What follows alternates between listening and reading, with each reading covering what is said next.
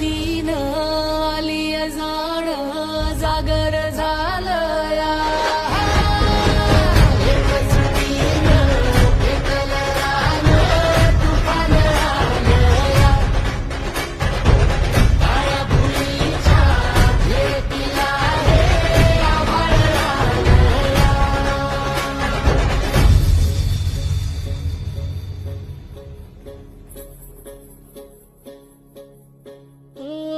जरी रुजलो उदरात तुझ्या कुशीत तुझ्या घडलो स्वार्थाचे तट बांधत सुटलो अनवैरित